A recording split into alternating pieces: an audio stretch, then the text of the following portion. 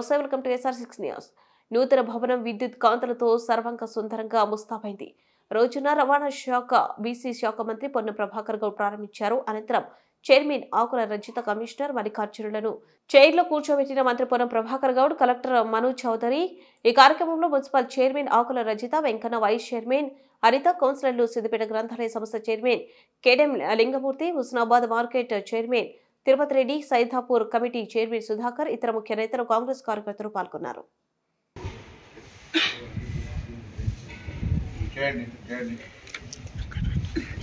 ఎక్కడైతే జరిగినా కౌన్సిలింగ్ అవసరం అనుకుంటే హ్యూమన్ ఆఫీసర్ పిలిపించి వాళ్ళకు కౌన్సిలింగ్ చెప్పాలి. కొంత మనకు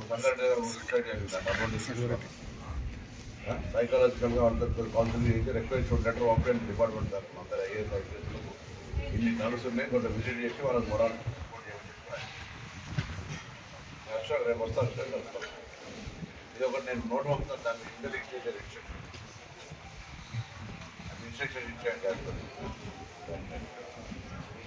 మనం అప్డేట్ చేయలేము కానీ గవర్నమెంట్ వచ్చినాక మంచి జరిగిందా చెడు జరిగిందా? మీరు పంచాయతీ ఇచ్చినాం, అన్ని రకాల సమస్యలు, రిక్రూట్మెంట్, స్టాఫ్ ప్యాటర్న్ అన్ని ఇచ్చినాం కదా. మళ్ళీ కలెక్టర్ కూడా మన కలెక్టర్ కాన్ఫరెన్స్ మీద చీఫ్ కట్టి ఇచ్చినారు. అన్నీ జరుగుతుంటాయి. పొద్దున పోయేదో ఎవడో ఒక్కటి ఫుడ్ పాయిజన్ వంట చేయకపోతే మొత్తం గవర్నమెంట్ అంతా బ్లడ్ చేసి ఏకసారి ఇస్తున్నాం. తప్పు చేస్తున్నాం, ఒకటి వండించుకుంటూ లేవని జరుగుతుంది. నిజంగా అట్లా జరుగుతుందని చెప్పి అంటే ఊరికే మెహర్బానీ అవసరంలే. గవర్నమెంట్లో మేము శ్రద్ధ పెడతలేమా? మంత్రి వచ్చాడు కాబట్టి కలెక్టర్ పుర ప్రముఖులకు, ప్రజలకు, మున్సిపల్ సిబ్బందికి, వార్డ్ ఆఫీసర్స్ కు, శాసనసభ్యుడిగా శానిటేషన్ సిబ్బందికి సన్మానం చేసుకున్నాను. ఒకరోజు మొదట్లో కొత్తగా అక్టోబర్ 2 నాడు మొదట 2 సార్లు సన్మానం చేసుకోవడం జరిగింది. సఫాయి అన్న, సఫాయి అమ్మ వాళ్ళందరూ కూడా మరొకసారి నేను పేరున నా హృదయపూర్వకంగా నమస్కారాలు తెలియజేస్తా ఉన్నాను. ఈరోజు మనం తప్పకుండా చంద్రన్న వెళ్ళిపోయిన అయ్యప్ప స్వామి చంద్రన్న గారు కానీ, ఈరోజు మనం పాత ఈ వ్యవస్థ అభివృద్ధి కావడానికి ప్రారంభకులుగా ఉన్నటువంటి బొప్పరాజు లక్ష్మీకాంతరావు కావచ్చు, అదేవిధంగా సర్దార్ గారు కావచ్చు, ముత్తిరెడ్డి నాగంరెడ్డి గారు కావచ్చు, తిరుమలయ్య గారు కావచ్చు, శివయ్య గారు కావచ్చు, పొలిశెట్టి, దాని తర్వాత కేడల్ వీళ్ళంతా మాజీ సర్పంచులు. 2 సార్లు చేసిన 3 సార్లు మొత్తానికి హుస్నాబాద్ అభివృద్ధిలో వాళ్ళందరి పాత్రను వాళ్ళందరికీ కూడా హృదయపూర్వకంగా, కొంతమంది చనిపోయిన వాళ్ళు నివాళులు ఉన్న వాళ్ళందరికీ కూడా ఈ సందర్భంగా శుభాకాంక్షలు తెలియజేస్తా ఉన్నాను.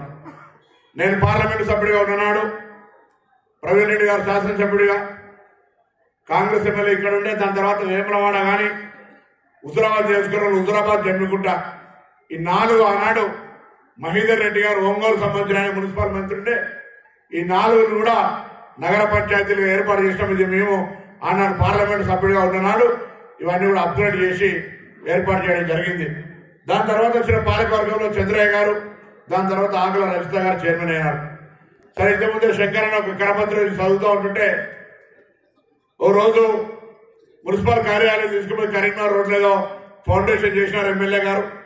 ఫౌండేషన్ చేయగానే హుస్నాబాద్ పట్టణంలో అన్ని రాజకీయ పార్టీలు, ఇంతకు శ్రీనివాస్ గారు చెప్పినారు, దొడ్డి శ్రీనివాస్ గారు, అన్ని రాజకీయ పార్టీలు కూడా ఇక్కడనే ఉండాలనగానే గౌరవ శాసనసభ్యులు కూడా ఆనాడు సతీష్ గారు ఇక్కడనే కార్యాలయానికి అప్పుడు ఉన్నటువంటి మానస మండల ప్రెసిడెంట్ గారిని ఇలా వారిని కూడా పిలిస్తే అయిపోతుంటారు. మండల అందరూ కూడా కలిసి మరి ఈరోజు వారికి మున్సిపల్ కార్యాలయానికి అప్పచెప్పడం, తదుపరి మున్సిపల్ భవనాన్ని నిర్మించుకున్నాం. దాని తదుపరి కొత్త గొప్ప పూర్తి కాకపోయినప్పటికీ కూడా ఎంఐ ఎప్పుడు ప్రారంభిస్తారు అంటుంటే పనులు పెండింగ్ ఉన్న విషయాన్ని మర్చిపోతే మళ్ళా పనులన్నిటినీ వెంటనే వేగవంతం చేసి ఇలా మున్సిపల్ కార్యాలయాన్ని ప్రజలకు వినియోగం తీసుకొచ్చినాం. తప్పకుండా ఈ యొక్క మున్సిపల్ కార్యాలయం ఎంత అందంగా తయారైందో, హుస్నాబాద్ పట్టణాన్ని కూడా అదేవిధంగా ప్రజలందరికీ ఎటువంటి చిన్న సమస్యలు రాకుండా ఉండే విధంగా అన్ని రకాల సమస్యల పరిష్కారానికి మరి ఈ యొక్క కార్యాలయం వేదిక కావాలని ఈ సందర్భంగా మీ అందరూ కూడా నా శుభాకాంక్షలు. మీరు వచ్చేటువంటి పాలకవర్గానికి మార్గదర్శకత్వంగా అధికారులు అందరూ కూడా వ్యవహరించాలని సందర్భంగా కోరుతా ఉన్నా. అదేవిధంగా పాత మున్సిపల్ కార్యాలయం నేను గౌరవ జిల్లా కలెక్టర్ గారిని కోరుతా ఉన్నా, మీరు వెంటనే ఆదేశాలు ఇచ్చి పాత మున్సిపల్ కార్యాలయంలో ప్రజల సౌకర్యార్థం ఒక 2 కార్యాలయాలు, ఒకటి పోస్ట్ ఆఫీసు, ఒకటి రిజిస్ట్రేషన్ ఆఫీస్ బయట ఉన్నాయి. అవి